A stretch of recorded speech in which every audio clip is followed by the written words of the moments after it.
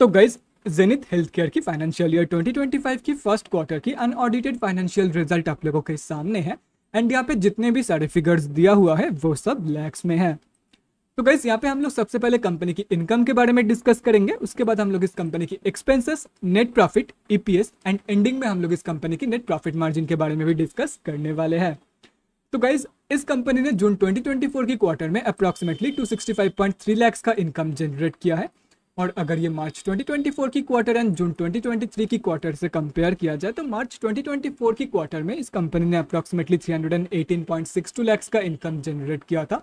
And June 2023 की quarter में approximately 406.17 lakh का इनकम इस कंपनी ने जनरेट किया था। तो अनफॉर्चुनेटली जेनिथ हेल्थ केयर ने मार्च 2024 की क्वार्टर की कंपैरिजन में जून 2023 की क्वार्टर की कंपैरिजन में, मतलब दोनों ही केसेस में, both quarter on quarter basis पे and year on year basis पे, दोनों ही केसेस में एक नेगेटिव इनकम ग्रोथ दिखाई है। एंड इसके साथ साथ इस कंपनी की इनकम से रिलेटेड एक और इंटरेस्टिंग चीज अगर आप लोग यहाँ पे नोटिस कर पा रहे होंगे तो वो यही है कि टाइम के साथ साथ कंपनी की जो इनकम है वो धीरे धीरे रिड्यूस हो रही है, जो कि काइंड ऑफ कंसर्निंग है। तो अभी अगर इस कंपनी की एक्सपेंसेस के बारे में बात करें तो जून 2024 की क्वार्टर में इस कंपनी ने अप्रॉक्सीमेटली 250 लाख के आसपास का खर्चा किया है। मार्च 2024 की क्वार्टर में अप्रॉक्सीमेटली 340 लाख का खर्चा किया था इस कंपनी ने। एंड जून 2023 की क्वार्टर में अप्रॉक्सीमेटली 380.57 लाख का खर्चा इस कंपनी ने किया था।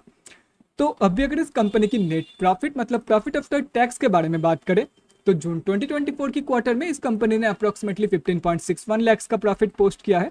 मार्च 2024 की क्वार्टर में अनफॉर्चुनेटली इस कंपनी ने अप्रॉक्सीमेटली 29 लाख के आसपास का लॉस पोस्ट किया था। एंड जून 2023 की क्वार्टर में अप्रॉक्सीमेटली 25.6 लाख का प्रॉफिट इस कंपनी ने पोस्ट किया था। तो कंपनी की जो प्रॉफिट ग्रोथ है वो क्वार्टर ऑन क्वार्टर बेसिस में तो बहुत ही बढ़िया निकल के आ रही है, लेकिन unfortunately year on year basis की जो प्रॉफिट ग्रोथ है वो नेगेटिव में निकल के आ रही है। तो अभी अगर इस कंपनी की ईपीएस, मतलब अर्निंग्स पर शेयर के बारे में डिस्कस करें तो कंपनी की जो ईपीएस की वैल्यू है वो बहुत बेसिक एंड डायलूटेड के लिए सेम ही निकल के आ रही है। तो जून 2024 की ईपीएस वैल्यू निकल के आ रही है 0.029 का।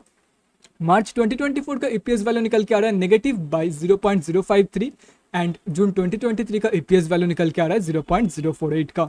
तो कंपनी का जो ईपीएस का ग्रोथ है वो भी कंपनी की प्रॉफिट ग्रोथ की तरह क्वार्टर ऑन क्वार्टर बेसिस में पॉजिटिव में and year on year basis पे अनफॉर्चुनेटली नेगेटिव में निकल के आ रही है। और रही बात कंपनी की ईपीएस की, और रही बात कंपनी की प्रॉफिट मार्जिन ग्रोथ की, तो जून 2024 का जो नेट प्रॉफिट मार्जिन, यहाँ पे अगेन मैं बोल रहा हूँ, यहाँ पे मैं नेट प्रॉफिट मार्जिन की बात कर रहा हूँ, ग्रॉस प्रॉफिट मार्जिन की नहीं। तो जून 2024 की नेट प्रॉफिट मार्जिन निकल के आ रही है समवेयर अराउंड 5.88%।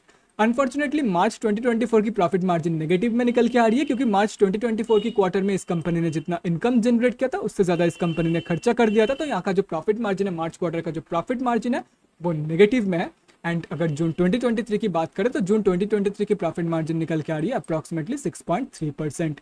तो कंपनी की जो प्रॉफिट मार्जिन की ग्रोथ है वो भी कंपनी की प्रॉफिट एंड ईपीएस ग्रोथ की तरह क्वार्टर ऑन क्वार्टर बेसिस में पॉजिटिव में and year on year basis पे नेगेटिव में निकल के आ रही है।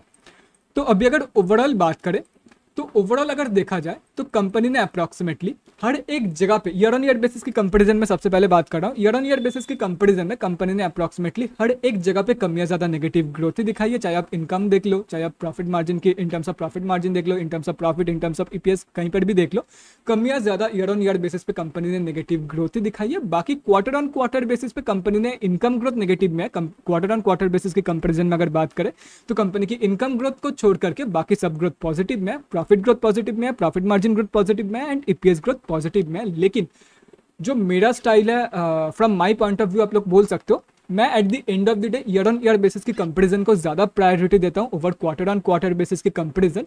एंड अगर ओवरऑल भी बात करें तो कंपनी की मैक्सिमम ग्रोथ नेगेटिव में ही है एंड ऊपर से ईयर ऑन ईयर बेसिस पे कंपनी ने एक भी जगह पे पॉजिटिव ग्रोथ नहीं दिखाई है। एंड मैं मेन प्रायोरिटी देता हूँ, मेन इंपॉर्टेंस देता हूँ ईयर ऑन ईयर बेसिस की कंपैरिजन को ही। तो from my point of view company ने वीक परफॉर्म किया इन जून 2024 की क्वार्टर। हो सकता है कि आपका पॉइंट ऑफ व्यू कुछ अलग हो, बाकी ये है मेरा पॉइंट ऑफ व्यू। तो guys that's it for this video. Next video में मिलते हैं किसी और कंपनी के रिजल्ट के साथ, तब तक के लिए bye guys, take care and stay safe.